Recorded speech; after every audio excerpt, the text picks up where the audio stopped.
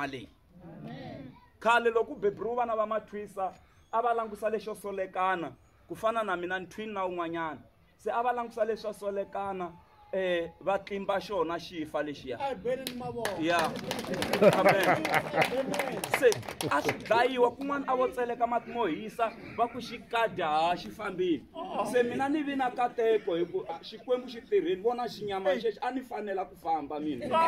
a ni nga ri wo hanya hi ku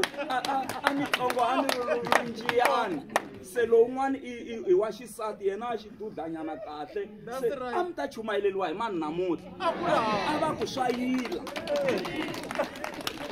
mayivona se nyama yi koti ku vakhegula phela manduluwa wa ha ri kona luwa ku nga dlayiwa xin'wanani lexiya ni ku swi tele ngopfu loko mi nge siya mahlweni ka xikwembu mi amukela yesu tanihi hosi na muponisi mi ponisiwa mi rivaleliwa swidyoho swa n'wina a wu se suriwa nanduluwa wa ha ri kona ho ti rivalisa mara wa ha ri kona